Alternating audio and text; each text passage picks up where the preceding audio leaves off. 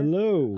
I'm Ryan. I'm Julia. And I'm Zach. And for the first time ever, the three of us are together for Functionally Literate for a special anniversary bonus episode. That's right. A little menage a trois. Yeah, hell yeah. Intellectually.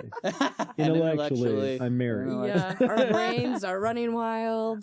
So this episode's going to be a little bit different. We're not talking about any specific book today. We are talking about just the podcast itself in general. And I have a game prepared for I'm us. scared. A game. I'm very competitive. I will win. Okay. I'm competitive too, I probably won't. Then I am Actually not that competitive. then I'm so glad that I'm hosting the game and not taking part. Oh, I see. This is gonna tear the podcast apart. It sounds like It'll just be Ryan by the end of Yeah. this. So for posterity, today's March 22nd. This is the soonest to the anniversary date, which is April 4th, that I could get all three of us in. Mm-hmm. It was gonna be four of us, but who the hell knows where Chris is?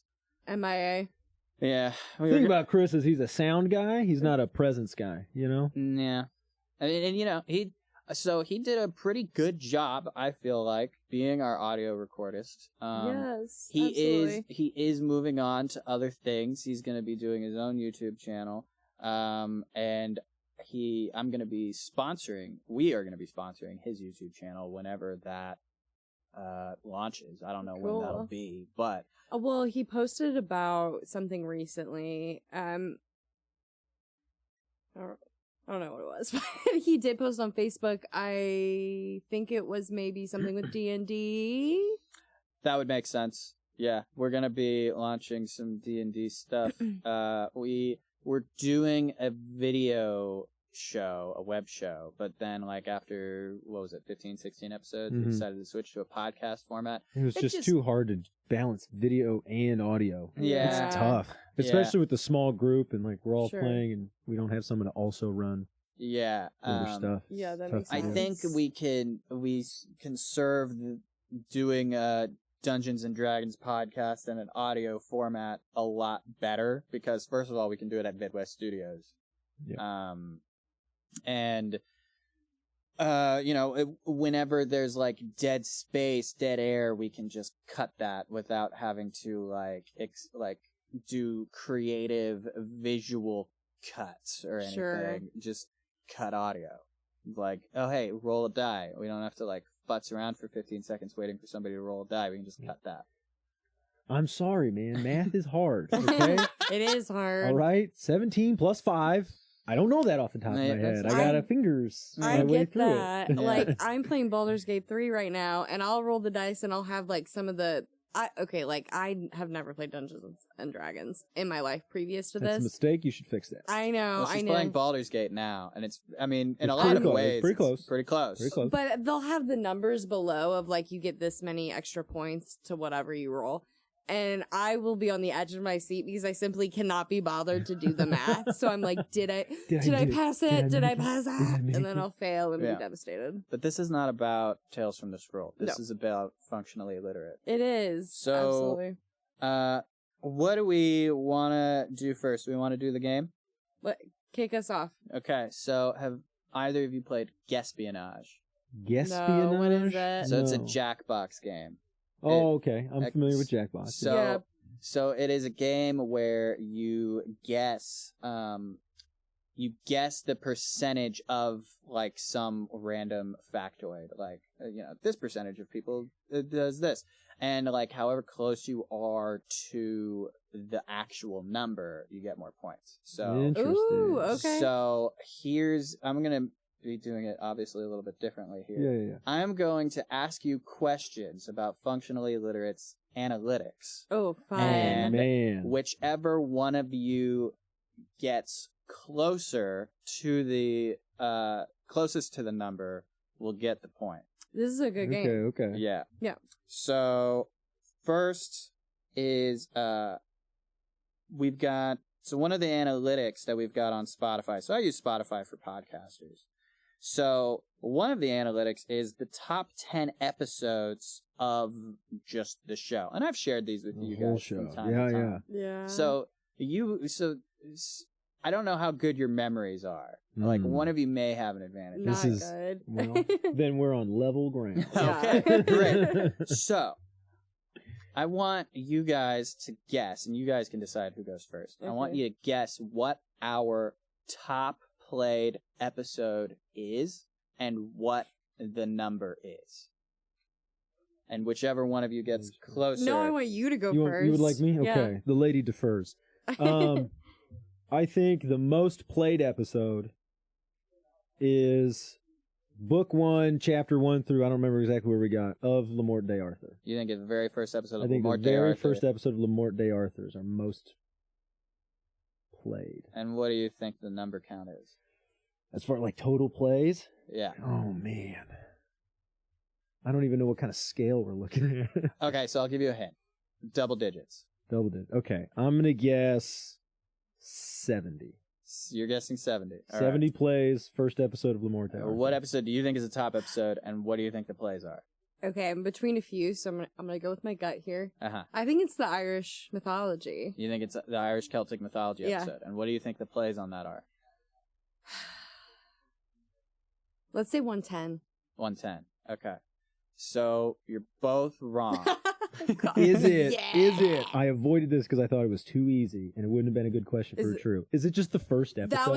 That was my first It's thought. just the first It's just the first episode. Man, wow. So I was like, that makes sense, but he wouldn't ask this question if the answer was episode 1. So no, the answer is, well, depending on how you look at it. So this is the annoying thing. Hey guys, by the way, really exciting news. We're on YouTube now.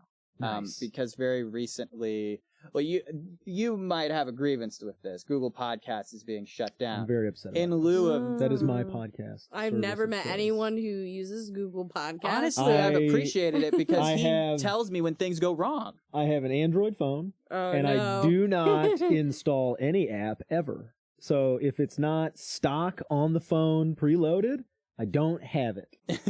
So when Ryan's like, podcast, I'm like, I hope I have something. That's crazy. And I have Google Podcasts. Now, it recently updated, and it installed for me, without permission, not a big fan of that, Spotify. So I now have Spotify. I was literally... And I didn't have to go out of my way to get it, but... I was going to say, how do you listen to music? I'm actually... This is a weird thing, and we're kind of off on a tangent. That's okay. I'm not a big music guy. Like... Yeah. I have like bands that like back in middle school, high school, I'm like, those are my thing, and it's all like emo grunge, crap, you know, because we all listen to that. Respect, absolutely. And, early 2000s. A lot of Blink 182 and Linkin Park. A lot of Green Day for me. 3 Days Grace. Big fan of the Dookie album, so good. Stupid name. I'm embarrassed to say that out loud. I love their Dookie album, but like humiliating. It was good. Humbling, it's humbling. yeah. It's humbling. Remember who you are. That's right. Yeah, I like an album called Dookie. That's me. Well, anyways, so the analytics on YouTube, because now that Google Podcasts is going away, they've introduced this podcast importing tool for YouTube. So YouTube is not a podcast service, right? Like you can't like prior to this, you couldn't just like give them your RSS feed and then they would just like play the podcast. Mm-hmm. Now you can give them their RSS feed, but what they'll do is they'll download the episodes and convert them into YouTube videos with just a static thumbnail. Yeah. Oh, that's awesome. It is awesome. What's not awesome is that the analytics do not go to your host service. Oh, so you gotta go check YouTube independently. I have to look at the YouTube Studio app independent of the Spotify for Podcasters app. That is pretty frustrating. So if you look at just Spotify for Podcasters, the top episode is the first episode, Greek Myth, The Wedding of the Gods. Not really the first episode. The introduction is, we retroactively put an introduction in that, like, in the lineup goes first, but nobody looks at the introduction. The introduction's got, like... They see introduction and they're like, I don't need that. Yeah, I know what this is about. I'm looking at the episode titles. I think I got an idea. Yeah. So, that one has, like, maybe 20 plays or something. It doesn't even rank the top 10. At least 2 of those are But yeah, no, the top episode is The Wedding of the Gods, 80 plays. On YouTube, the top episode is Egyptian Myths. It's like a little over 100 I knew plays. it would have been, like, I thought at least maybe... I don't know where that came from, because it was like, it just like, in one day, there was like 100 plays. Look, here's the thing, and we talked about it in that episode, I think. Yeah. There is an American youth fascination with Egypt. Yeah. Yeah. There's a phase that every little kid goes through. 100%. Sometimes, like somewhere between the ages of 7 and 11, where they're just like, that you learn what the pyramids are, and you go, I need to know what this shit's about. Yeah, absolutely. Right? Like, what is happening here specifically? Yeah. Like, this shit's cool. It is. That's so true. Like, you just see the golden scarab, and you're like, I don't know what this is, but it's touching something deep in here that I'm like, that's satisfying, and I want more. It was that for me and the Salem Witch Trials, like 2 things I was obsessed with when I was in elementary school. So, your number was closest to the top 10 count. Damn it. So, you get a point. Oh my god. I gotta pick it up. Get it together. I know. Would you guys like to know what else is in the top 10? Yeah. Yeah, Okay. yeah. So number 10 is Le Morte Arthur, Book 1, chapters 18 through 27. So that's part 3. End. 22 plays. Number 9 is Hindu Myths, the 2nd episode. That's 24 plays. Number 8, on Spotify, mind you, 26 plays, Egyptian Myths. Okay. Number 7 is Norse Myths, The Master Builder, and Thor's Fake Wedding. Hell yeah. Thor's Fake Wedding was so good. Love that story. Number 6 is the 5th season, our first episode. Oh my So god. that's I cracked the 10. 33 plays. Yeah. Cool. Number 5 is Irish Celtic Myths. That's 37 Hell plays. yeah. Hell yeah. Respect. And number 4 is Norse Myths, Odin's Eye, and the Treasures of the Gods. That got 43 plays. Number 3 is Le Morte Arthur, Book 1, chapters 1 through 7. Yeah. That got 47 plays. And then number 2 is Greek Myths, Pandora's Box. That got 51 plays. And then, Greek Myths, our first episode, The Wedding of the Gods, that got 80 plays. I don't know how to feel about the fact that there's a lot of plays for Book 1, Chapters 1 of Le Morte Arthur, and then it falls way off. You're just like, this is actually bad. Well, I don't like this. It doesn't surprise me. Like the first episode of something is always going to get the most attention. People you want to see what it's about. Mm-hmm. I actually am very impressed that the 5th season is already up there because it hasn't been out that long. No, Like, really it hasn't had that much time. The it's already first up. episode would have been in God. December. It's only been like 3 or 4 months. Cool. So I think that's pretty good. It was real fun to listen to, though. I'm glad. Yeah, And I'm super happy I don't have to buy the book. It's so nice. You Very should read it anyway. Yeah, well, I mean, you guys always go on like, she's such a good author. Like, this stuff is so good. I'm like, I don't want to buy the book, but I might have to buy the book. It's like her prose. You can't like. We don't do it justice. Yeah. Like, we just talk about it, but like, we don't get really into the prose at all, other than like talking about how good the prose is. And I'd be curious your thought on like, we have our own thoughts and ideas and stuff, but like another person's perception on it would be interesting too. On with the game. On with the game. So we have, as part of our analytics, age brackets. So I'm going to list off what the age brackets are. Okay. So we've got 0 through 17, and then we've got 18 through 22, and then 23 through 27, then 28 through 34, then 35 through 44, then 45 through 59, and then 60 plus. Okay. So my question to the two of you is, what is our leading age demographic, and what percentage is that demographic? Ooh, okay. That's a little 2. two-parter. I'll go first this time. Okay. I feel more confident. You got strong feelings on this one? Okay. 23 to 27. Okay. And then I think that it's probably, let's say like 57%. Okay. Zach, your guess. It's unfortunate that I agree. And I would like to also go with 57%. Well, so 57, that seems high. I do think the largest portion is probably that age bracket. Yeah. 23 to 27. In my experience, it's around, like, for myself and the people that I'm close enough with to have this conversation, it's around the age 25 that you really start to think, like, man, I don't know shit, you know? Yeah, totally. Like, I need to learn some things that I feel like I should know. I was around the age of 25 when I got the idea to do this. Yeah. So. Like it was around 25, 26. I just got a hair in my ass and was like, I need to like read the actual Bible. Like that's the thing I should know. I should know that, right? Like that's important. Yeah. But before that, I was just like, you guys said the verse. I know. Yep, got it. You know, like you just moved on. But it was after that. Then I was like, wow, what's the Divine Comedy about? Like I should Right. know that stuff. So what do you think the percentage is? I think the percentage is probably closer to like 35-40. Okay. Okay. I think it's probably a wider spread. So you're both right. Our leading demographic in age is 23 to 27%. Hell yeah. All right, nice. However, it's higher than you both thought. What? Whoa. So Julia is closest. Okay. It's 63%. Wow. I was literally 4%, right? 4% off? No, I don't You know. said 57%. Yeah. So I was that- close. So that's 62. 2 points, I think, for Julia, 1 point for Zach. So that puts you Okay. both tied. Okay. You both Yeah, guessed the demographic correct. Okay. So we both have 2 points. Yes. Okay. Now, would Perfect. you like to guess what our lowest demographic is? You go first. I'm going to go 60 plus. Okay. Because I'm torn between the 60 plus or the 0 to 17. Uh-huh. Because those I think are just the least likely to be listening to any podcast at all. Yeah. Sure. Makes sense. What do you think the percentage is? Well, the fact that they're there at all. You're like, is 0 an answer? Is there a 0? You could say 0% if you wanted to. I just didn't know if you're like, these brackets exist because there's at least one No. person. These brackets just exist in general. Gotcha. It's a trick Okay. question. Okay. If you wanted to say 0%. Well, then I'd be willing to say the lowest is 60 plus and it's 0%. Okay. What's your guess? I'll do 62. I'm not copying. But I'll say 3. 3%. You're both wrong. Awesome. But you're very close, though. You were right, Zach. Those the two demographics you listed, 0 to 17 and 60 plus, those are our lowest.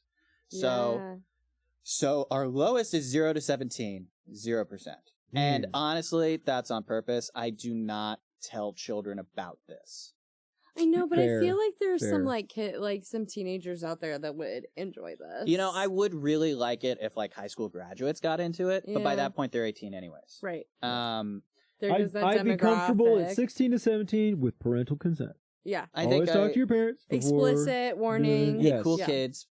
If you're gonna be cool, great. But maybe we would prefer you talk to your parents about it first. Yeah. All the cool Yeah. kids. listen Any adult that tells you Functional not to with tell your it. parents something is a terrible adult. You should never listen to them. Yeah. Tell your parents what you're listening to. Make sure they're cool with it. And then listen. Yeah. But so 60 plus, it's less than 1%. Wow. So we have one Wow. 60 plus year old. Yeah, we do. And Yeah. I think I actually know her. I think her Oh. name is Carol. Thank you, I'm Carol. assuming If this is in fact Carol. Carol, if you're not Carol and you're listening to this and you're 60 plus years old, If we're it's- not trying if to it's- leave you if out. it's Right. not Carol, it's Miriam. But I don't actually know if Miriam is older than 60. Let's shout them both out. Shout out to Carol and Miriam. Thank you guys for listening. But yeah, no. So then our other demos: 18 to 22, 10%. Oh, okay. Okay. 28 to 34, 21%. That's pretty good. 35 to 44, 4%. And then 45 to 59, 1%. Okay. So now we're moving on to... That's about what I would expect. You Yeah. know, that sort of middle 25 to 30 age, you got quite a few, Yeah. and then it Yeah. tapers off either way. Yeah. So now we're moving on to gender. So there's technically 4 brackets here. Okay. You've got male, female, Controversial. Yeah. non-binary, and not specified. Hell yeah. Okay. okay. So, again... I'm saying either way, you could have people going like, "What do you mean you got 4?" And then you could have people going like, "Only 4?" Only Yeah. And you're The like, people who are saying nobody's happy. the 4 are they're probably not listening to this podcast. Probably not. Probably not. Probably not. They're listening to maybe Right now they have classical music going on. maybe Yeah. maybe they're or maybe a little bit of country. So we Yeah, got... or they're just like, "What's going on there?" Yeah. Sorry, that's disparaging. You're I good. shouldn't do that. It's a caricature of a culture. and that's It's bad. true. Mhm. Julia went first last time. Zach, you guessed first this time. Oh, I'm sorry. Repeat the question.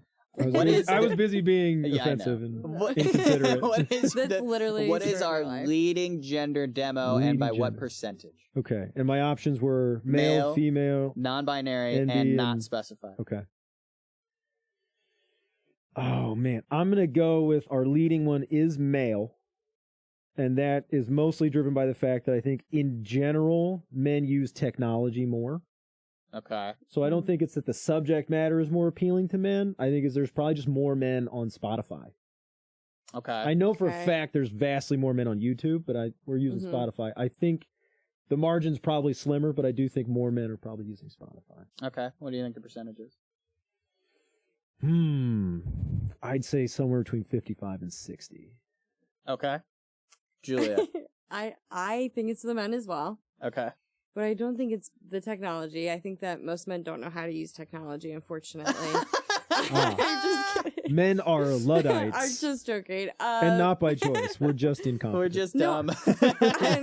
Button do what? I met someone recently who told me he was a man that he can't read, and I said that's what I thought. Thank you. Okay. No, my. I'm just joking. I'm just joking. It's because he was wearing shaded glasses and he was actually blind. Exactly. So. Exactly. What's the percentage, Julia? You said 60. 55 to 60. I'm probably gaming the game by not committing to Yeah, a you should specific commit number. to a number. I'm going to say 59. Okay. Thank you. Okay. I'm gonna say 72. Okay, points to both of you. You both guessed male, which is correct. Okay. You were both, again, off by a bit. You were higher, Julia, so you get 2 points. Whee! It's leading male by 84%. Wow. Whoa. It's like the Price is Right. Yeah. Wow. Yeah. 84. I know. That's crazy. Ladies, tell your and- friends. Yes, please. Honestly, that number was lower. That's why I'm here. No, seriously, that number was lower before we did the 5th season. It was more like Really? 10% before we did the 5th season. Well, I will say, considering the format of what you and I specifically are covering, and I'm sure in no small part to the fact that we're both men. Yeah. It's not There's not a surprising. lot of for women content in Le Morte de Arthur Nah. What about the... in a sort of modern sense. Like, I mean, my if you wife want hates the, it, If you so- want the story of the damsel being saved, like, it's there for you. Yeah. But if you're like, hey, what about the women that go out and do things? What It's about like, the Joan of Arc it's like, hey, story? there's, Well, I there's will not a lot of say- that in Le Morte de I Arthur. will say, book 3 of Le Morte Arthur, like, all of that stuff with Nimue. That's true. Well, wait, no, I'm she's- sorry, book 4, which we're getting to later. Yeah. Yeah. Nimue is much more active. Yeah. And I think that's significant, and we'll get into that. That'll come up later. But yeah, so, if I have the numbers correct, you're at 4 points, and I'm at you, 3. Julia, and you're at 3 I'm points, 3 Zach. points. I'm winning. Okay. Yeah. I stay winning. Well, that's fair, because for every point I get, she only gets 0.7. Exactly. Let's keep it. Hey, so exciting news, guys. Our podcast has been listened to in multiple states in the U.S. Wow. That's pretty awesome. Can you guess how many? How many different states? How many Oh, different shit. states do you think this podcast has been listened to? It's been listened to in Alabama, Alaska, Arizona. Yeah. Spit it out. Man, I'm going to go with, I think it's surely less than 50% 50% of the state. of the states. So I think it's lower than 25, I think. Okay. So I'm going to say it's 17 states. Okay. You're guessing 17 states. 17 states. Okay. Julia, what's your guess? Oh God, this is hard. I don't know. I'm gonna go lower than that. I'm gonna say like 8, maybe. You're guessing 8. Yeah. So you're both wrong again. Zach, you're closer.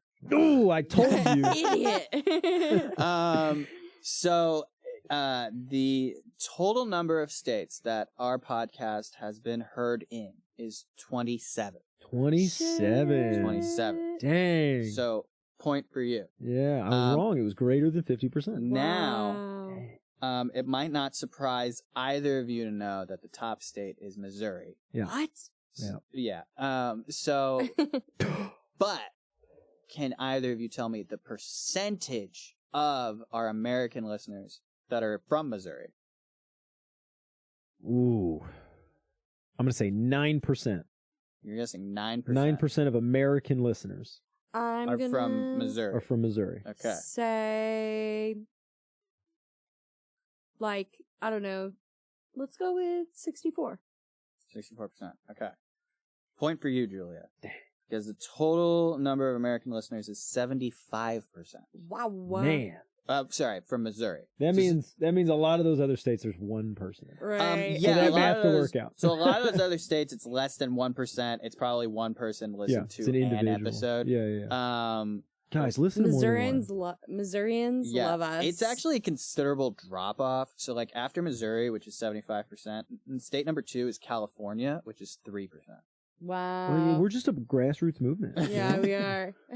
Yeah. Real salt of the earth type deal. And then Illinois is 2%, Michigan 2%, Virginia's 2%, and then after that it gets into 1% and less than 1%. What I'm hearing from this list of states is that we are a blue collar podcast. Absolutely. We got Florida, we got Michigan, we got some red states. Virginia. We're going to We got some red unionize. states. We got Arkansas. We got coal miners, we got factory workers, we got awesome. gator hunters. Maybe, I couldn't say. I mean, those also seem like jobs you could listen to a podcast at. Hey, so this is a very... Maybe not mining. So this is a very silly thing about Spotify for podcasters that I actually love. So when you're looking at geographic location, you can zoom out to planets. 100% of our listeners are from Earth. Good to know. I don't believe it. That's what I'll say. Bullshit. Stop lying to me, Ryan. How do you even First know? the government, now you. So if I'm remembering the scores correctly, Julia 5 points, Zach I think 3 points. No, I think he has. 4. No, you're right, 4. You I just don't got have one for 5? the. You got your 6th point from guessing higher Yeah. on Me? on Missouri Oh my percentage. God. I'm trusting you guys to remember how many points you have. I got 4. You don't want. I me don't to know have how that many Julia's got, responsibility. but I got 4. I'm gonna hold my fingers up. More exciting news, our podcast has been listened to internationally. Can you guess how many different countries we have been heard in? How many countries? Yes. I'll guess. How about 24? We're gonna go big. Okay, you're guessing 24 countries. Zach, what do you got? Because I'm a curmudgeon that hates change, I'm going to go 17. Wow. The I same love guess it. as the number of states. Okay. Hoping that I'm more correct this time. Wow. Okay, so you said 17 and you said... This is the 24. choose C for every question approach. So the answer... One of these is so 17. the answer is 19. Whoa. So Zach is technically closer. Yeah. Point for Zach. If it was Price is right, 25. I went over. I busted. So 84% of our listeners are from the United States. 3% are from Canada. 2% are from India. 2% are from the UK. 2% are from a country that I had to look up because I'd never heard of it before. It's called Brunei. Huh? Yeah. I have That's no idea where that is. cool. Yeah. 2% from Sweden. 1% Wow. from France. Less than 1% from the Netherlands. Less than 1% from Italy. Our very few French fans are still upset. We're not reading the Vulgate of Le Morte d'Arthur. Probably. They're like, this is that English bastardization. Less How than dare 1% from Italy, New Zealand, South Africa, Poland, Ireland, Norway, Taiwan, Australia, Taiwan. Shit. That's what's up. This is crazy. South Korea, Germany, Not North Korea, though. and Argentina. Yeah, no, not North Not Korea. They North don't have Korea. Spotify. access. Probably not. Definitely not. So yeah, that we And have one day we'll make a list of that, and we'll go through and we'll do mythologies from each of those countries. that would be cool. You have some already done. That's true. That's So now our last question. Actually, no, We're tied. we could actually make this into multiple questions. Can you tell me what our total plays on actual podcast platforms, we're not including YouTube here, what our top total plays is ever? I'll give you a hint. Didn't you already ask this? No. I asked you what our top episode was. Okay, okay. I'm asking all of our episodes, all of our plays. Can you guess what the number is? And I'll give you a hint, just to give you a range. Triple digits. But All right, I'm gonna guess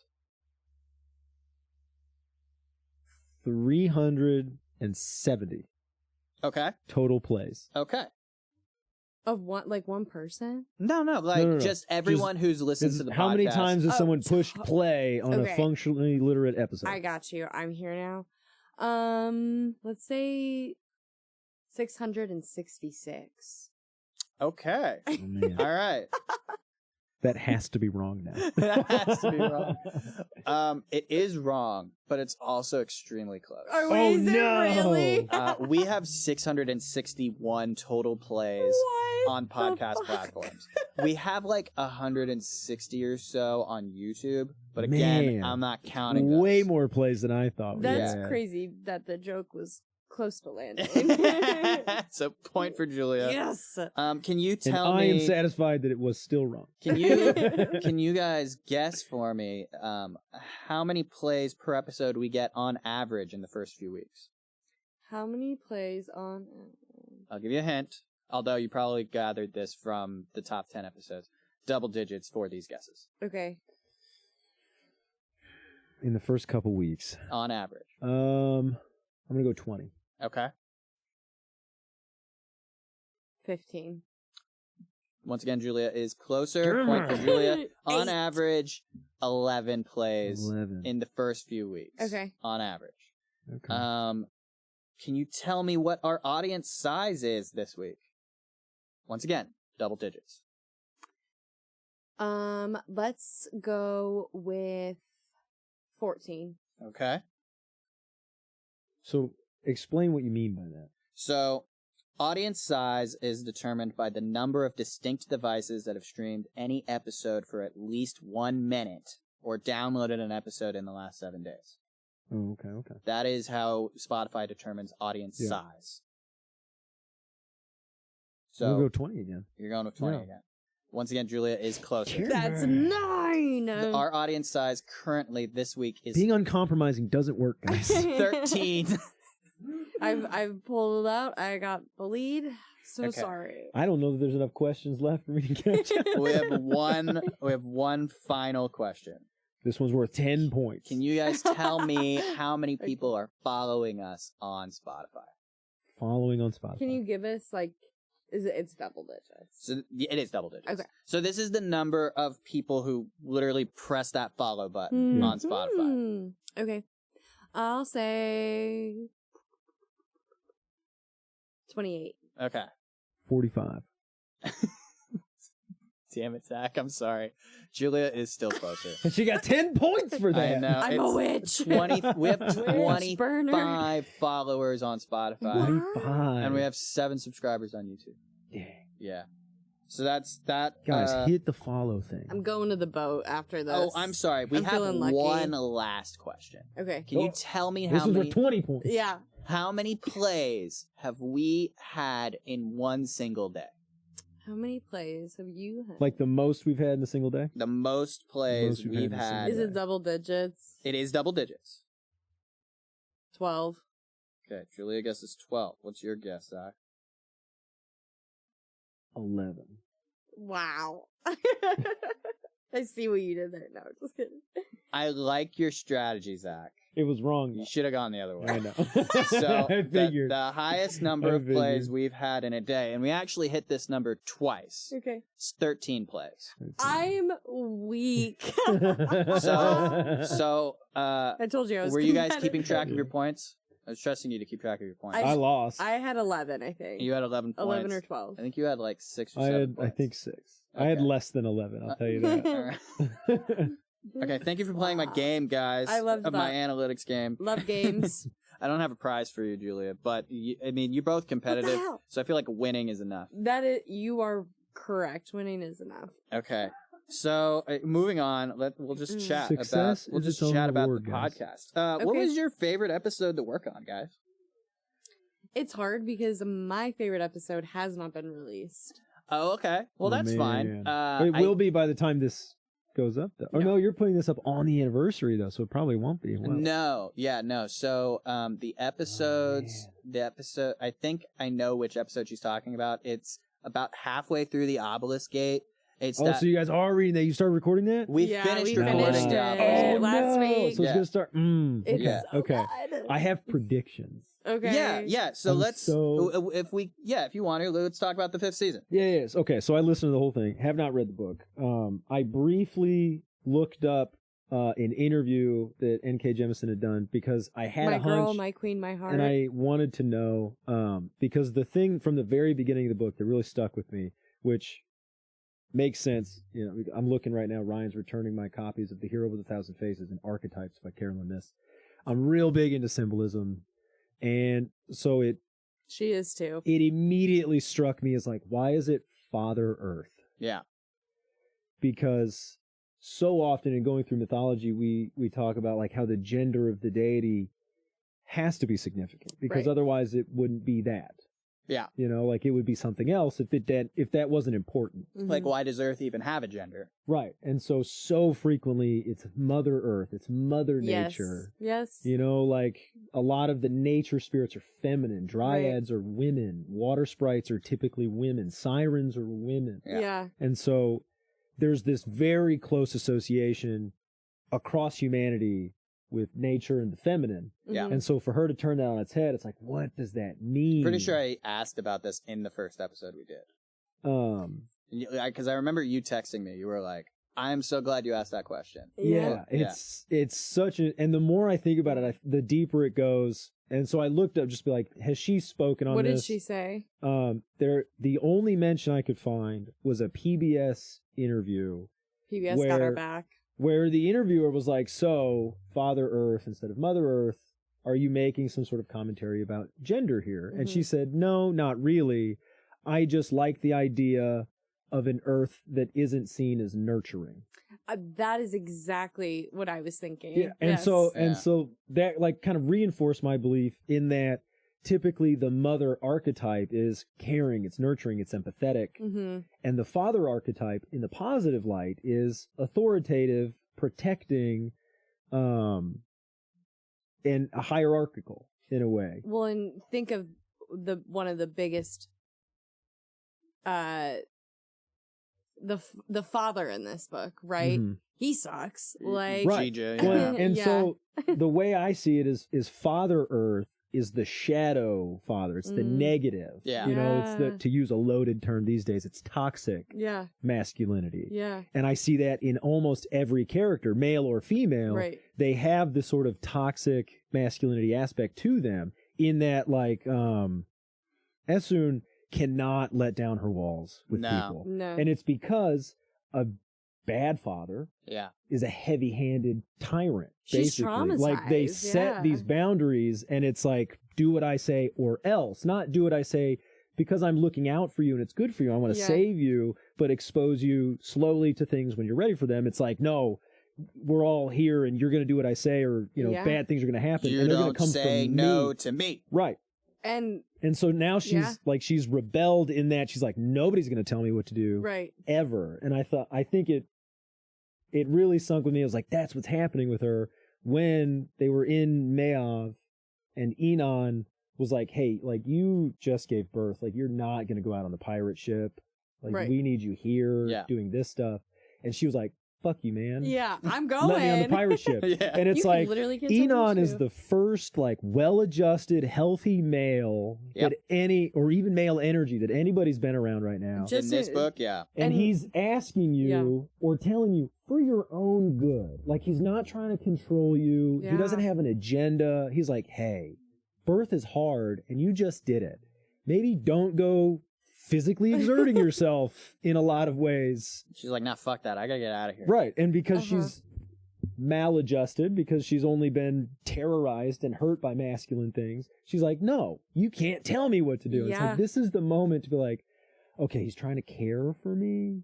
He's trying to help me do what's good for me. Yes. And I just see that in it's like Shafa is the perfect personification of what the world, like the earth itself 100%. is. Like he is Father Earth in person, you know? He's like, he's harmful, but pretends to help you. Yeah. And when she leaves, she's like, I don't need you anymore. He's like, follow me. He's like, yes, you do. Yeah. You will be what I tell you to be or else. She is so traumatized. And, like you said, we refer to Eon as Pirate Daddy. Because we forgot his name for a brief period. Like, and my coworker read the book and he started calling him Pirate Daddy, and I was like, that's awesome. Because the thing about that character is like, I think Jemison does a very good job of like making you feel like that character has always been there, even though he's really only been there for like 2 or 3 chapters. And so safe. And then he's dead. And then like, you're reading the second book. And so like, because he, like, even though he felt like he was there for a while, he really wasn't. So like, I forgot his name. So this is how I Yeah. feel about that, and you guys tell me if you think I'm totally off the mark here. Sure. But so aside from just being a representation issue, Yeah. the fact that there was a polyamorous relationship between Asun, Enon, and Alabaster, Yeah. it's not just, I think, representation, which I think it is also that. Yeah. But it speaks to the idea that it's not just the women in the world or just the men in the world that need the positive masculine example. It's both. Yeah. They both needed, for different reasons, but Sure. equally important reasons, that healthy male figure to be like, this is what Like a Alabaster relationship didn't should have be. it either. Right. He didn't Yeah. have a good dad or any dad. He didn't Yeah. have a You dad. know, No, like- he was And- raised and the entirely world in the that he's fulcrum. in does not support that, which I think is why Enon, like, narratively, he has to die. Because the world cannot abide by healthy masculinity. Yeah. It would just ruin everything. I think it's interesting now that you bring it up too. Like the healthy masculine man is not in the stillness. He is a man of the ocean. Right, yeah, because it doesn't exist in the stillness. It's outside of what we we being the proverbial we in the book, as part of our world. Yeah. It's alien in a way. Yeah. But so you texted both of us questions you wanted us to think about before. Yeah, we kind of addressed the father. So, Right, yeah, right, like right, what right. does it mean What that was the that other it's ones? Father Earth? It's a Um, question that I've thought about for a while, and I think you're pretty on the mark. Like your answer is pretty similar to mine. I think that it's thematically, like it makes sense that Earth is male, because this is not a nurturing or good or pleasant Earth that these people live on. Like there's always this looming apocalypse, like over everyone's heads. Even if you live your entire life without a fifth season happening, you know that there's a possibility that it could happen, and your entire life revolves around prepping for it. Yeah. Well, and speaking from, we're going to get a little vulnerable here. Okay. Don't anybody cry on me. All right. No promises. From personal experience with being raised in a household with an abusive father figure. It's not my actual father. But one of the most terrifying parts of the day was when he came home. Yep. And so it's like, in my mind, that's extrapolated into the fifth season. It's like when dad comes home, it's not good. Yeah. It's so It's like crazy. terrifying. Yeah. And you have to prepare for that, because if you don't know what's going to happen, and you don't know how that's going to turn out. It's really crazy that you bring this up, because so much of the second book, I mean, I feel like the overarching theme, one of the big themes is, generational trauma. Yeah, we talk about generational trauma a lot when we get into the second book. Like without getting into spoiler territory, when we did our final episode, I made a parallel between the books. Like the first book is a lot about like personal trauma and how that affects you through your life, it felt like. But the second book is more so generational trauma and how like trauma through the generations affects everyone like in the family. Yeah. It is what it felt like to me, and I think you agreed with me. Oh, 1,000%.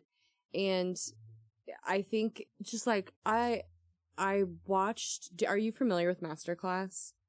Or have you heard of it? It's like a subscription, and NK does an entire series on writing and world building. Cool. And she talks about a lot of Asun's like motivations, and how when she was like crafting this character, she was like, this is a woman who has like experienced such extreme trauma in her life. She's not going to be likable. Like, and so much of it is like these men that have come in and just obliterated her. And like, I have enjoyed getting to see her in this new book, because I feel like while she still is like grappling with a lot of the stuff that has happened, like we're starting to see new parts of her emerge, and especially with her friendships that we get to see develop, and it's a really, really special. So I'm excited for you to hear that too. I'm excited to hear it.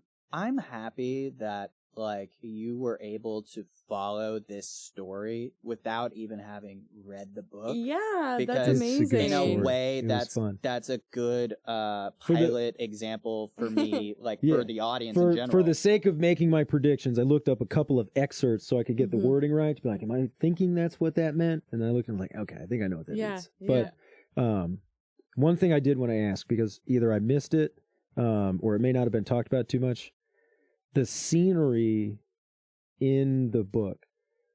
In my mind, I'm imagining like a mostly desolate, barren place. That is the impression I Is got that- too. Yeah. Okay. Because it's I didn't know if there's mention of like walking through a forest, but it's kind of a throwaway there and they are just don't really forests. talk about it. But there are forests. Okay. For sure. because every time I picture it, I'm thinking like Mojave Desert level, Yeah. like rocks Yeah. and sand. Yeah. I think that's fair. Have you been to Yellowstone before? Mm-mm. So, I went there when I was like in elementary school. Okay. And I mean, I definitely see the same thing as like the barren forest a lot, but there had been like forest fires recently, and it's that experience of just like driving through that woods is weird. And I don't like, there aren't fires happening in this book, granted, but like when I think of the forest that we see in the book or that's talked about, I feel like it has that like ashy because of the The volcanoes. the volcanoes and the quakes, like the ash is like, and they're wearing masks to cover their face from the ash. Like that is also what I have envisioned. Definitely more in this second book also, which is hard, but it's also like top of mind. So maybe that's why I reference so much. Okay. But yeah, you had a couple other questions. Yeah. So, trying to think which one I want to do Well, I first. jotted them down. Your first question for us, because the question about Earth was your third one, Yeah. The first one was about Uche and Alabaster's and other Alabaster's son, who's the node maintainer. Now, I had to edit this question in my mind after hearing the final episode, and I had a feeling you were going because to. of Corundum. Yeah. And this is, I'm kind of stuck on this in a way, in that. Ask the question first. Well, so whose fate was worse? And originally it was just between Uche or the node maintainer, but now it's like Uche, the node maintainer, and Corundum. And then a sort of addendum to that is less a question and more like a thing I've been pondering, is the story's told out of chronological order. Yeah. Because and that makes the reveal and sort of the emotional impact of it really good. So I love that she did that. But the beginning of the book, she's mourning because her husband has killed their 2-year-old son, Uche. Yeah. And then at the end of the book, you find out she has before killed her own son. Yes. And so then a part of me is like, what's the difference here? Like, the anger is well-founded because your child is dead. Mm-hmm. But I feel like the very personal hatred against the husband for it feels weird because it's like, you also killed your son before. I think it's a matter of context, right? Well, and what I've come to is like the intent is very different. Yeah.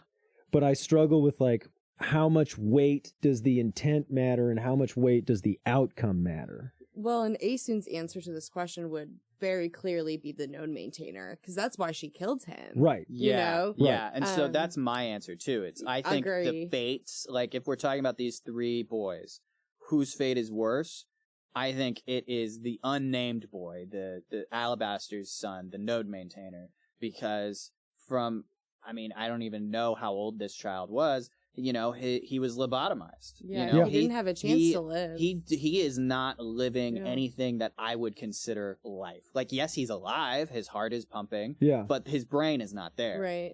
And so this is where the moral quandary for me comes in is that's horrific and awful and should never happen to anybody. How does that compare to, as a toddler, being turned on that violently by your own father? Right. Like, it's one thing if strangers mistreat you. Sure. In an extent, and I think especially in a world like this, you almost expect strangers to be awful to you. Mm-hmm. Yeah. Especially if you're an origine. And so, in a way, that's like an expected horror. Yeah. So it's bad, and it doesn't excuse any of it. But there's a sort of mental preparation that goes with that. Yeah. And then there's being a 2-year-old barely being conscious. Right. And one of the only two people that you're like, I can trust them, betrays you in the worst way. So the reason why I think the node maintainer's fate is worse than Uche's is because up until that point, Uche lived a happy, loving life, right? Like both of his parents adored him and he was well taken care of up until the moment his father realized he was an origin and, brutalized him. Like up until that point, he had a happy, loving life. Same with Corunda. He had... well, and he wouldn't even have been conscious of what was happening, really. He was too young. Right. Like, like both of these boys, they had loving parents. I would argue that Corundum lived a happier life than Uche just because Corundum had I would argue that Enon was a third parent. Well, and he was in a more freedom. accepting environment. Indeed. Freedom. And more than that, with Maov, like the impression I got was, the way they talked about children and the way they talked about like how the children on Maov were raised. The impression I got was like the whole village really did raise the children. It did seem a very conducive place for families. Yeah. Whereas the stillness in general seemed very antagonistic to life as a whole. Totally. Your last question for us was, what do you make of Asun changing names and the use of second-person narration? So this seems to be a very important theme. Mm-hmm. I mean, it's central to how the book is even presented to you. Yeah. Sure. In these different names. What do you guys think the significance of that is? Because So- I have my own ideas, and that's the continuation of those ideas is one of my predictions. So I can only I wanna hear half what you answer this guys- question because it is influenced heavily by the fact that we finished the second book. Oh, I see. Okay. Yeah, you guys are working with more info than I me. have a solid hypothesis that I'm going to tell you about when we do our first Stone Was it Sky the one recording. you texted me? It is the one that I texted you. I did read that. I Yeah. just didn't So- respond. Yes. So I have a solid theory, or hypothesis rather, for why it's second person narration.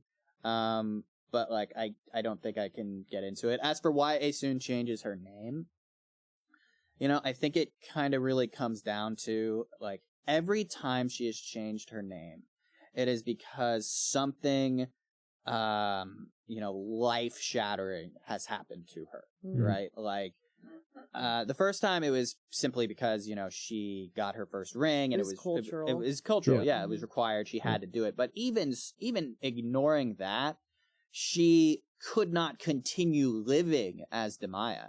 If she didn't pass that ring test, they would have killed her because she knew too much to go on living as a grit, as an untrained origin. Yeah. And then and I love that because either way, Demaya died. Yeah, she did. Yeah. It was just either I kill Demaya or someone else does. Yeah.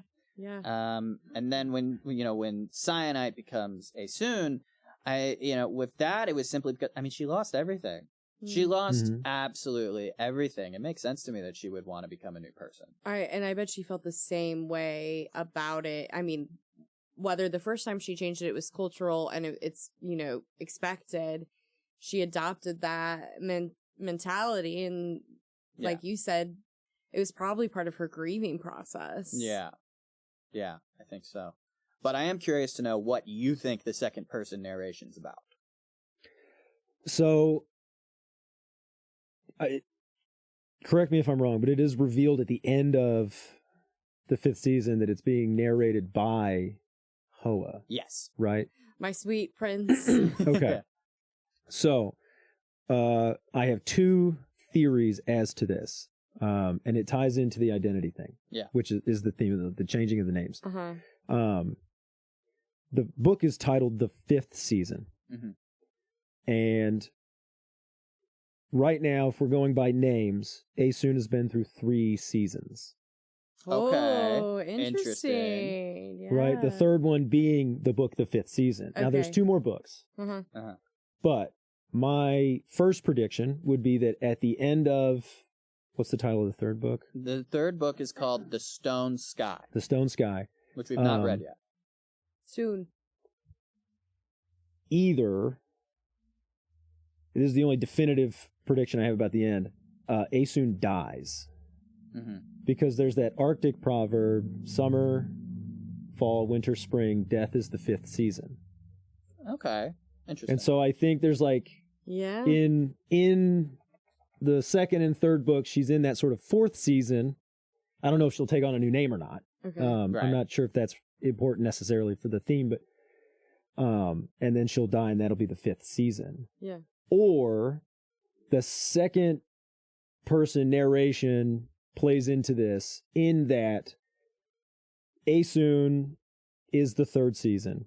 And then sort of metaphysically or metaphorically, you, the reader, are the 4th season of this personality. That's why it's being narrated to you. Yeah. You are the character. You are Aesoon. Yeah. And then that 5th season is supposed to be like you after you've read the book. And the idea is that the reading of the book, like you're different from Aesoon. That's why you're having to be told what's about Aesoon. So that's why you're that 4th personality. I get you. And the reading of the book is supposed to be as emotionally impactful to you so as to necessitate a different identity from who you were when you began. You are someone else after experiencing the story. Yeah. Right. And so I think That's in a way she's like beautiful, hoping to change you so that you are a different, hopefully better person for having read that story, and then you are that 5th season. I think that you raise a very good point because, you know, you and I, we talked about this the entire time we were reading the 5th season. Every chapter was thought-provoking in some way, shape, or form. And if for any reason N.K. Jemisin hears this and I'm way fucking off, like, let me know. She's going to be like, you haven't even read the book. Like, this psychobabble bullshit. Get it out of here. So, going back to the original question, what was your favorite episode to work on, Zach? Oh, my favorite episode to work on. This was something that we had talked about or texted about briefly that we found interesting, is that one of our least played episodes are our Buddhist mythology episodes. Yeah. But those are the ones we enjoyed the most. We did enjoy doing those the most. And my theory as to why is that I think in those episodes, more than any other, we really sort of diverge from the storytelling part of it into like philosophical meandering. And the mechanics of Buddhism. Which we really enjoyed. But it's probably really dry listening. Yeah, yeah. When you're like, I'm here for a story podcast. We really didn't and they're talking a about lot of stories. Like the mechanics and like differentiation between prayer and meditation. And I tried to weave that into the narrative itself, like getting into the mechanics of it when the Buddha explains it to his disciples. But you know, so I think that was why. But that to me is one of my favorite episodes, because we're just like, it's not all about story. It's also about like, what the fuck do we do with these stories? Yeah, like the story's fun, but why? Yeah, it really is a shame because I really did enjoy making the Buddhist myth episodes, and the second Buddhist myth episode is our least played episode. It is our only episode that after the first few weeks is still single digits. Man. And but as far as I guess really picking on like the phrase work on, really that in my mind is like reading, because recording it I don't think is much work. Yeah, fair. Like they were just going to talk about it. But working on reading, I would have to say the Norse. Yeah. Because reading the prose and the poetic Edda are it's just super fun.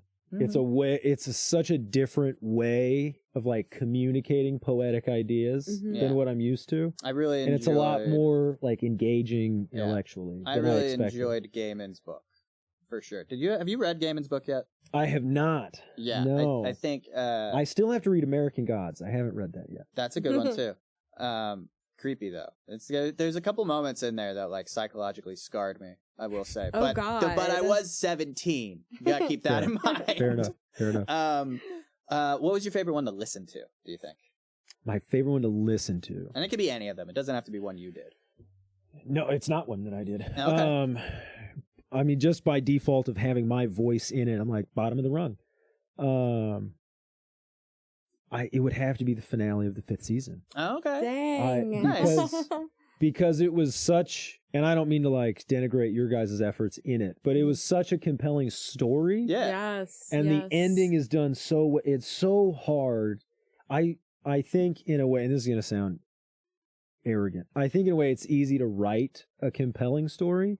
It's hard to end one. No, you're right. You're absolutely Totally. You know, right. like I could write scenes that you're like, oh, that's a gut wrenching scene. Yeah. Like I know how to hurt you. I know how to make you feel something. Yeah. What I don't know how to do is like at the end make that satisfying. Yeah. Where you Tie it feel all like together. the hurt meant something. The feel good paid off. Or And like she had is meaning. And at the master at end, that, like yeah. that was when I was like, it all worked. I Yeah. was like, oh, like every Yeah. moment I was like, fuck you, man. Like came back, I was like, I see what happened. Yeah, Okay. totally. Okay. Yeah. What about you, Julia? What was your favorite episode to work on? You said it was an episode that hasn't been released yet. Yeah. It's hard to pick from the ones that haven't been released yet because you know that I like the second book better than the first. You do, which yeah. is a controversial take, I think. Oh, Because man. I was reading online about Everybody else was like, second book sucks, dude. yeah, literally. No. I think the sucks. second Oh no! one. I've avoided any They kind feel of like like it's synopsis or abridged. summary. So, like I've seen things even that like just by virtue of having listened to the podcast, you know, like my phone, the devil machine that it is. It's like here's things you'll like, Suggest things to you. and it's yeah. like, hey, spoiler-free synopsis of the Obelisk Gate. I'm like, no, no, I don't want What that. the fuck do you mean? No. So I will say, and I discovered this shortly after we finished recording for the 5th season. Uh-huh. So at the time it came out, which bear in mind was in 2016, it was a very controversial book simply because it pushed the envelope of what was acceptable in mainstream fantasy. I believe that. Yeah. Because like, you know, I was looking at a lot of like comments and opinions about it at the time it came out. Mhm. And I was just thinking, man, you guys have not read any like fantasy that comes out nowadays like is far more risque than Yeah. the 5th season. Yeah. and that was the main reason why it was controversial, I think, because of that relationship with Enon and Alabaster and Aesoon, or rather Cyanide. Yeah. Mhm. Like that was not something that was in mainstream fantasy prior. Yeah. And now, like, I mean, there's some pretty smutty stuff out there. Like, There sure like is, and I've read it all. Like, I've never read A Court of Thorns and Roses, but I think that if that book came out in 2016, Wait, no, it did. Did it Ryan, really? It came out like it didn't get popular until more recently. I think. Oh, But hold okay. on, I'm looking it up. Fair enough. Fair enough. It came out Um, in. Okay, this is taking 2015. Oh wow. Oh man. Damn. Okay. So Well, maybe it just. Smut's been here for N.K. Jemisin toned it centuries, down. Okay? Yeah, all right. She was like, we're gonna keep it a little more conservative for this book. Yeah. We're just gonna have. There's not going to be as much flagrant sex. Well, I mean, because up until the end, I mean, Yeah. the sex in it was not sexy. No, You know, it would, wasn't. Yeah. and that was interesting for me because every sex scene in a book that I'd ever read up until that point, it was very smutty sex. Yeah. But like Yeah. in this book, it was like it was sex nobody wanted. And you're like, I want this chapter to be over. Actually, Yeah. I would like to go through. Yeah. But what yeah. was your favorite episode to listen to? Because I know you haven't listened to every episode, and that's okay. I'm sorry. No, that's okay.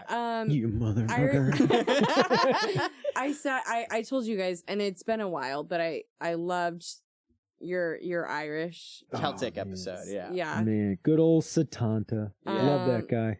I really enjoyed that, but if I can, I really liked the last this week's episode too. Mhm. That was released. The or final was- episode of Final the yeah, first episode of season. the fifth yeah. season, yeah. And I think because I mean, obviously the book's amazing, but I was also very proud of my own personal arc. Oh, yeah. Because Yeah, sure. just the progress made of becoming confident, and also before this, I read strictly for entertainment purposes and strictly of how many books can I read a year, because this is this is how I entertain myself. I wasn't sitting, processing, critically thinking about anything. In fact, I was trying to avoid critical thinking. And so this podcast has really taught me to just be more aware of what I'm reading and to dig a little deeper. I don't think you need to do that for every book, but it's definitely slowed me down a little. So So that actually leads in perfectly with my next question, which is, how do you think you have improved as a podcast host now compared to your first recording? Oh, man. I think I've improved a lot. And one, I don't necessarily take notes, but I do highlight a lot, and that's really good. And then also I think that I've just become more confident. Yeah. And yeah, I think that that's a big part of it, is like the confidence part. And you know, it still causes actual pain for me to listen to any of these episodes in terms of hearing my voice and on a recording. So that is something I can relate. So that is something that, because, you know, I did, you know, like, I didn't do a podcast before this one, but I did work on some stuff where I did have to listen to my own voice. And yeah, it drove me nuts at first. Oh, it hurts. It really is a matter of just listening to it, to your own voice often enough that I don't know, like you were comfortable with it? It doesn't even sound like your own voice anymore. I think that's part of the reason why we hate it so much, because we remember saying it, but you know, we don't hear our own voices the way they actually sound. Like, I don't know why you guys let me say anything.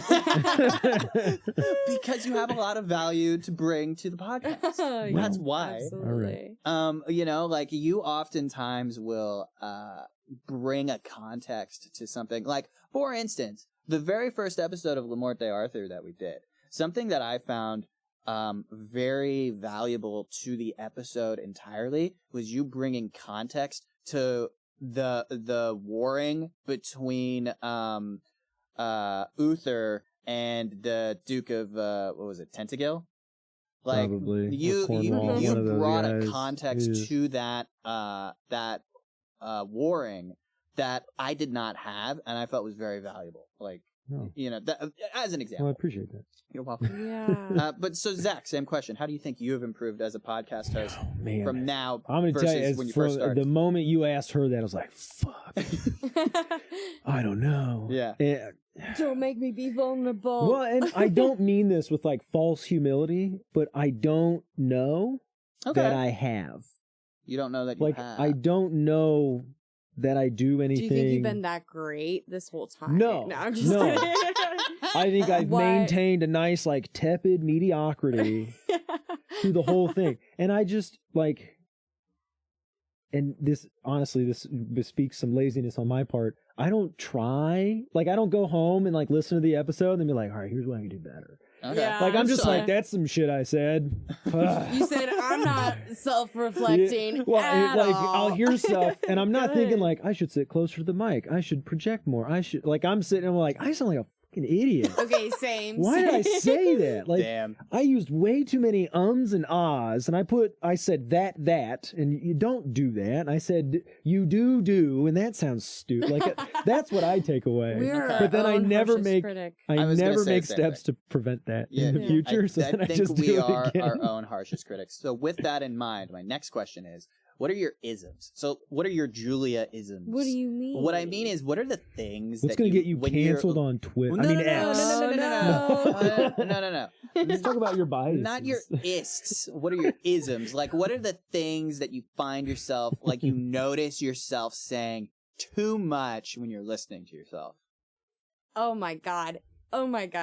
It's not even it's the laugh. It's listening to my laugh on this fucking podcast is going to send me. Oh my god, I can't do it. I cannot do it. It, like, my skin crawls. Okay. You can't stand your own laugh. Got it. Yeah, so that's an ism. I mean, I use like all the time, and that drives me crazy. Okay.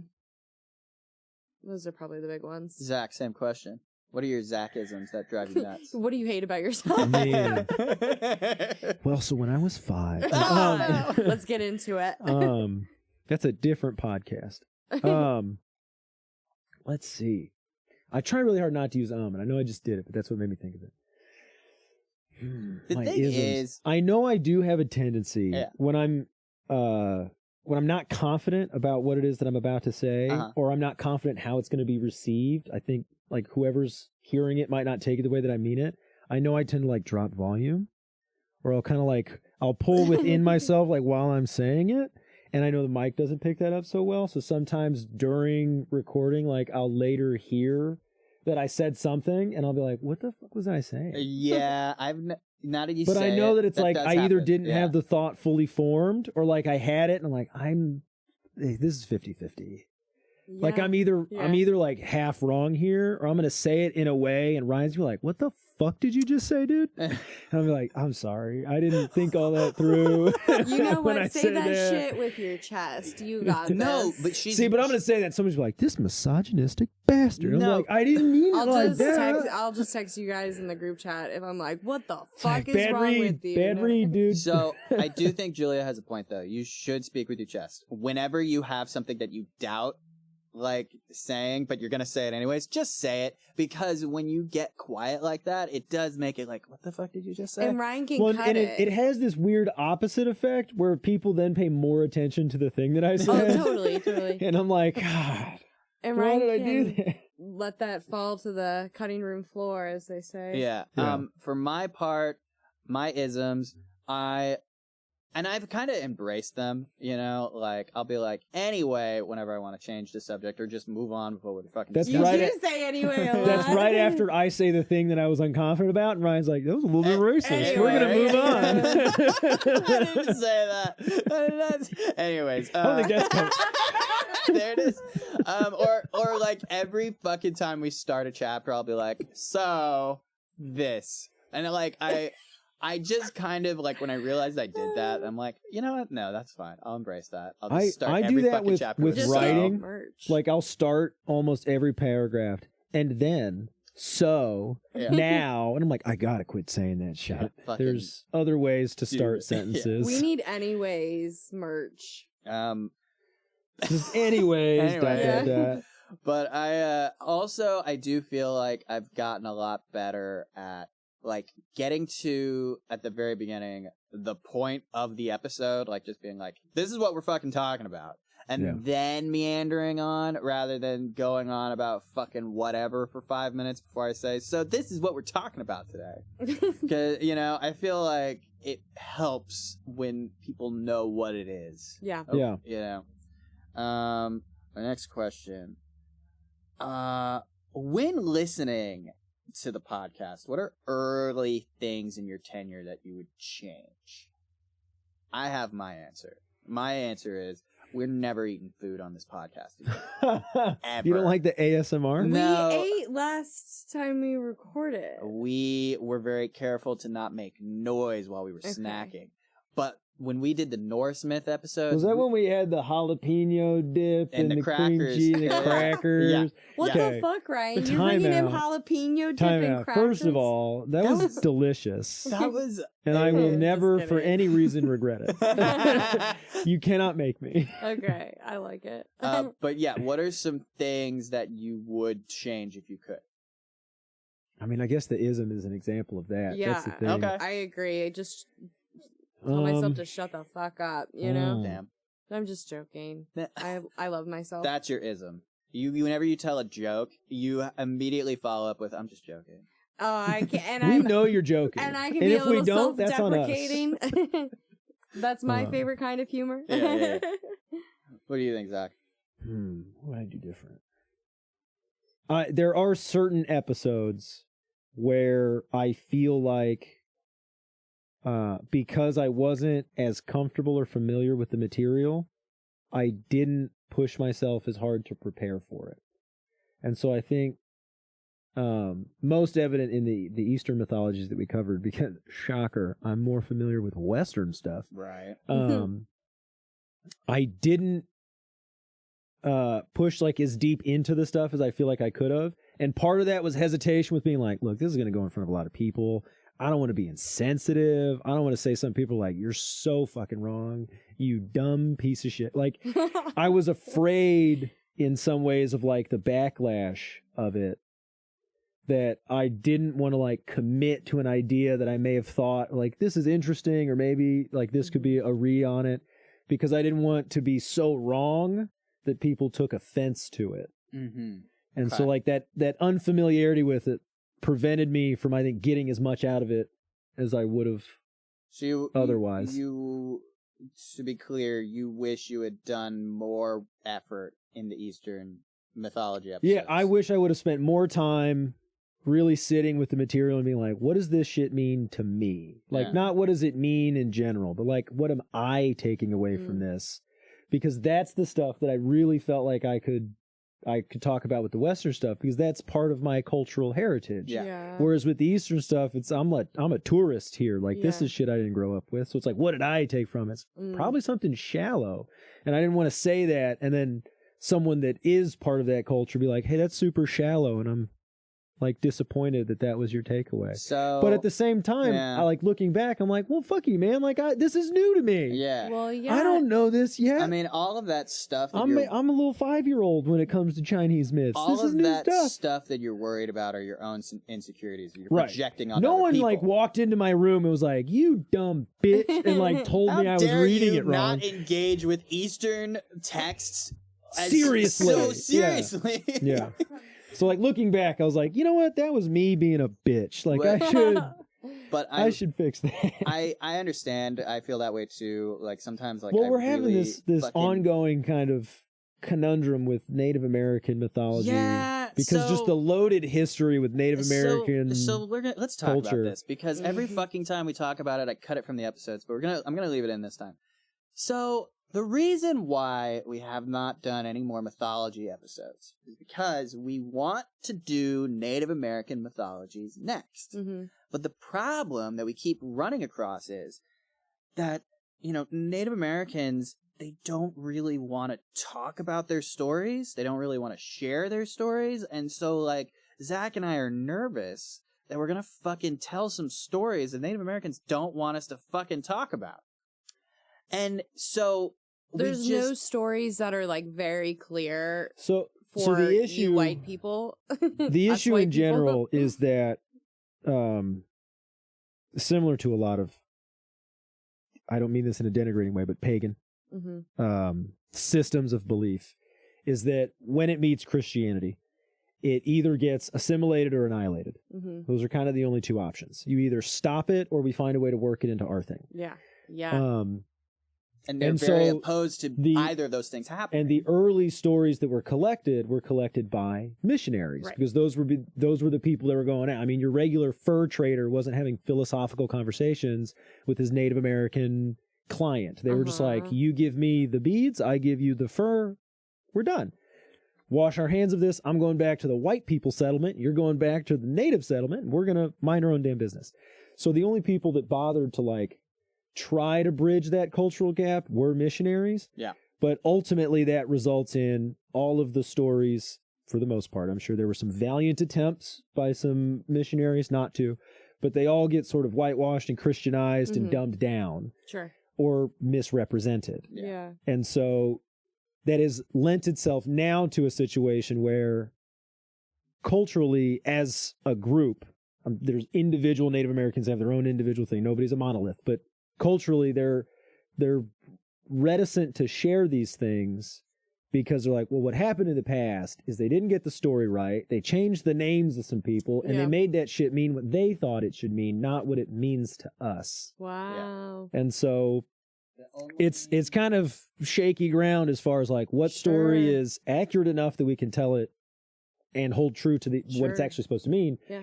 And that the culture that this story belongs to actually wants you to tell it. So I think the only way that we can actually properly approach this is we need a book written by a Native American individual talking about Native American myths and how, they view those myths, because it's them telling them. Because a lot of the books that I find are fucking white people that are talking about these stories. Yeah. And I've yet to find a book like that yet. I'm sure it's out there. And my mother-in-law, God bless her, she asked me. She went out of her way. She was like, "Hey, what mythologies are you guys going to talk about next? I want to get you some books." I was like, "Great, thank you." And I told her I was like, we're going to do indigenous mythologies.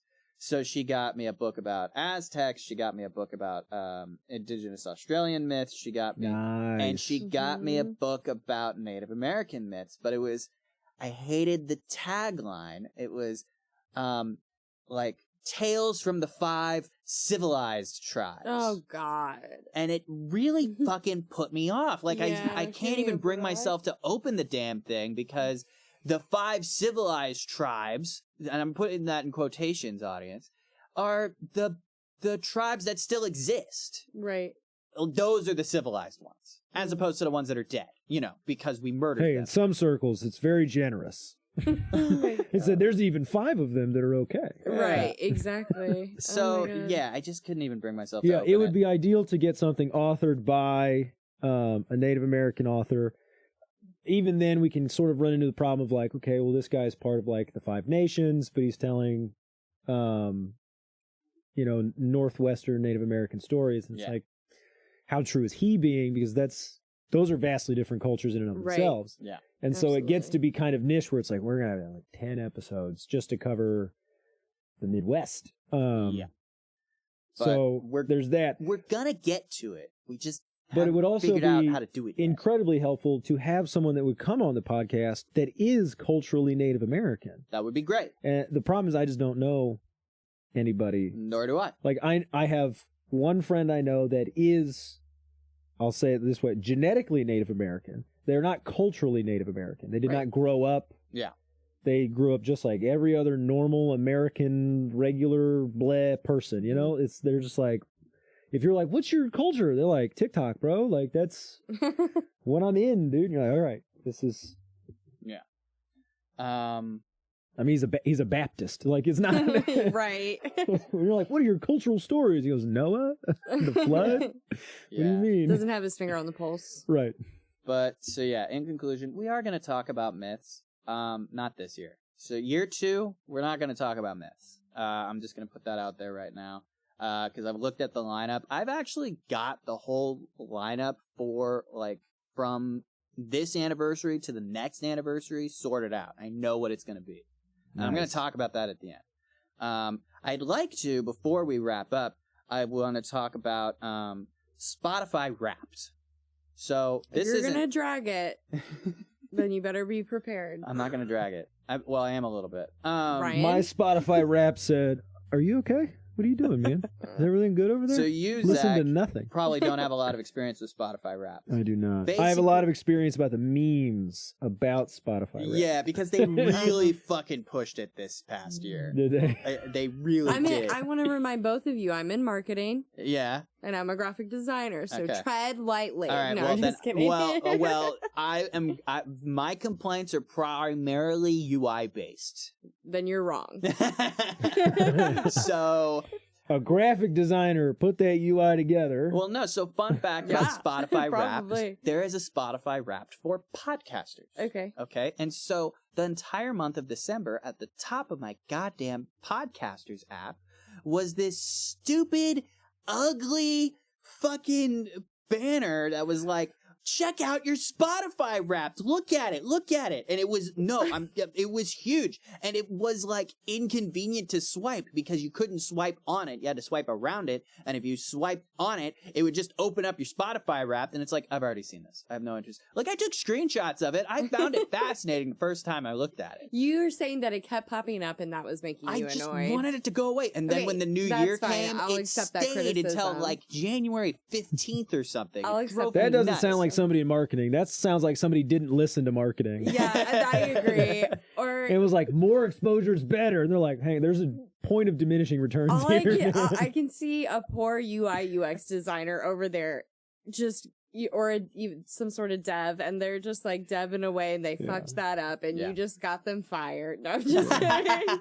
It's like, dude, I tried so hard to fix the bug about swiping on it. I don't know what's causing it. Yeah. I've been in it for weeks. But so the Spotify Wrapped for podcasters, it's interesting because it tells you stuff about your audience. Okay. So I'm gonna tell you, audience, what I know about you. And don't worry, it's nothing like that's kind of Can creepy. I go first? I'm gonna tell them what I know about them first. Go ahead. You're all very handsome. You are brave. Beautiful. Strong. courageous, Outgoing. valiant, moral, upright citizens. So much to offer this world. Yeah, active members of society. Yeah, absolutely. Strong proponents of democracy. Degenerates. Yeah, behind closed doors where it's appropriate with your partner of choice in the way that they like. Anyways, so the first thing that Spotify Wrapped told me about our audience is their top music genres were pop, Broadway, and rock. Nice. Which I think works out well because, you know, that kind of fits with our intro. Yep. So our main listener is Dylan Mulvaney. Who is that? You don't know who Dylan Mulvaney is? God damn it. No, I don't. Interesting. We'll leave it at that. I know that. Julia knows who Dylan Mulvaney is. Dylan Mulvaney was on a Bud Light can, and that caused a huge problem Okay. for Bud Light. We're opening a can of worms here. Yeah. I love it though. Now bear in mind this was from December 2023, but at the time of our Spotify Wrapped, our most shared episode was La Morte Arthur, Book 2, Chapters 1 through 7, which I was thrilled about. Now that's Book 2 is Balin, The Knight with the Two Swords. Indeed. I was thrilled about it because I liked how I formatted that, and I think that it, the experimentation that I did with that episode, it's informed how we format these episodes going forward and how we're going to continue to format these episodes.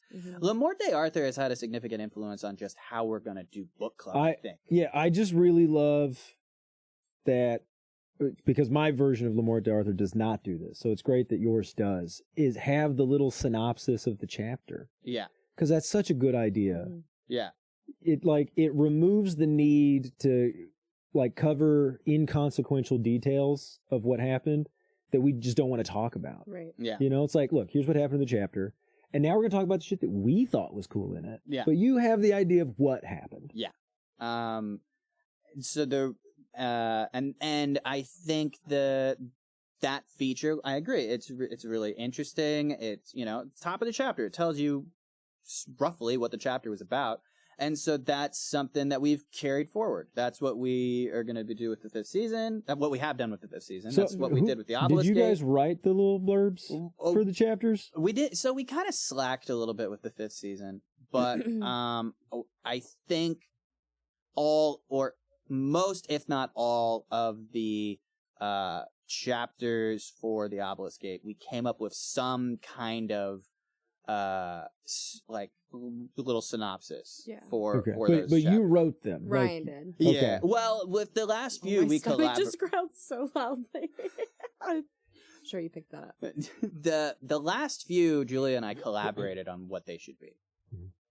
Yeah.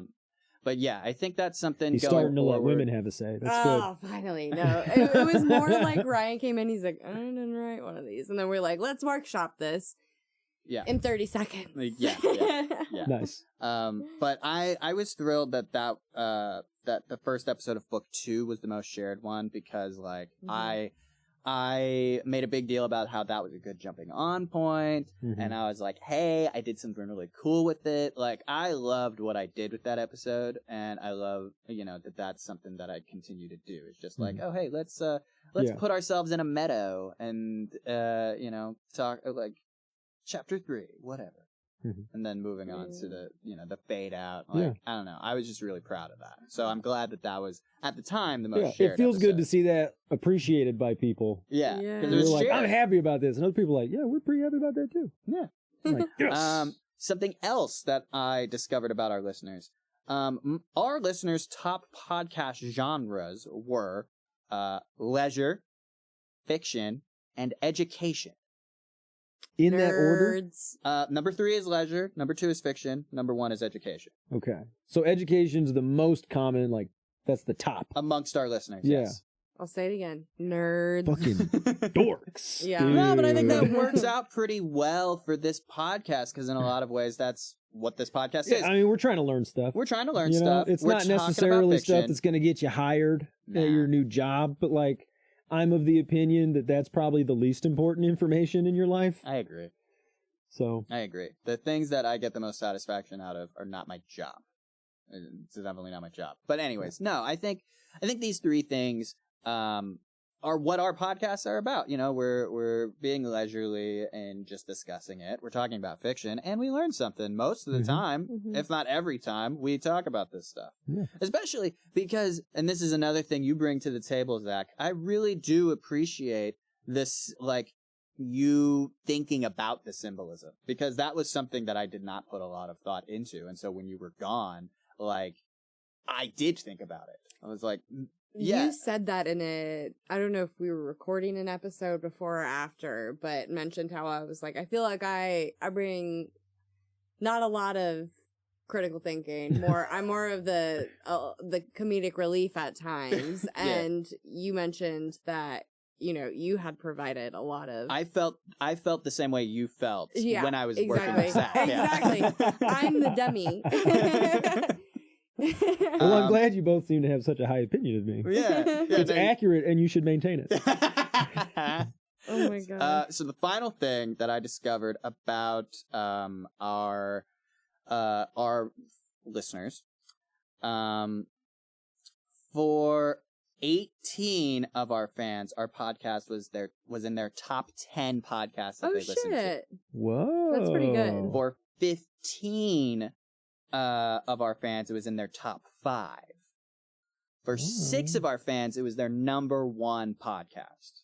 And so these numbers are significant, and I'll tell you why. Because at the time that I saw this Spotify Wrapped, we had 19 listeners.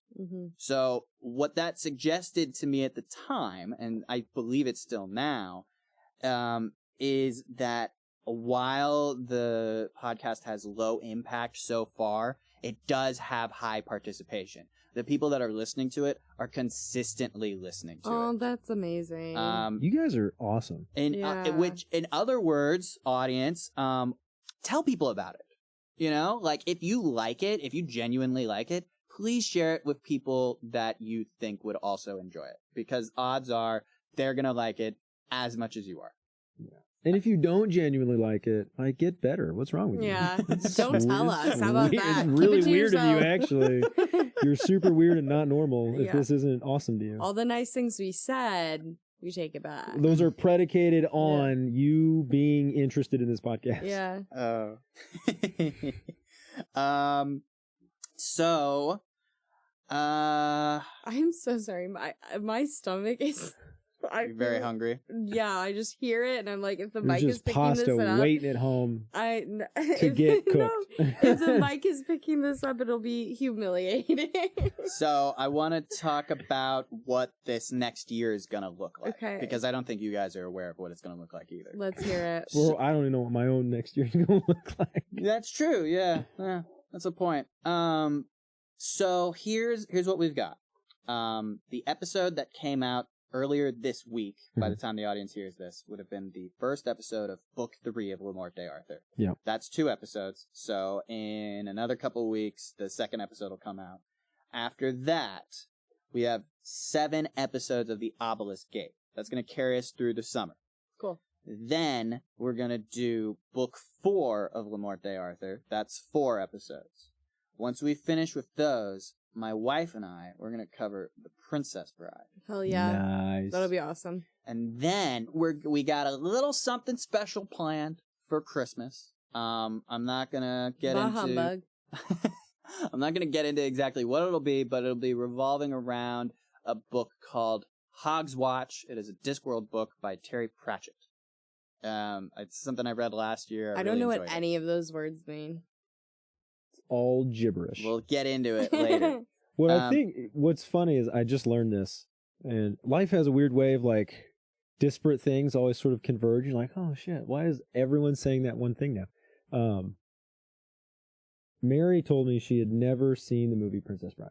Never? Never. Okay. So we watched it Classic, a couple weeks ago. Oh, good. What do you think of it? I've seen it. I love it. What did she think of it then? She's not a big fan of, like, comedy, especially over-the-top satirical stuff. Yeah. So she was like, it was okay. And I'm like, That's I feel like you fine. have to grow up watching that too Yeah. a little Mm. bit. Mhm. But I had spiritual direction with, so I have a person who is a priest. Technically, he's a Benedictine monk. Whenever I have like spiritual questions, I'm like, "What about this?" And he goes, "This is what you do about that." And I go, "Oh, okay. What about this thing? Like, this is what you do about that." And he's my main confessor. So when I do bad stuff, I go, "Sorry, I did this thing." And he goes, "You fucking idiot." Karate chops me on the head and then makes me do penance. And I go, "Okay."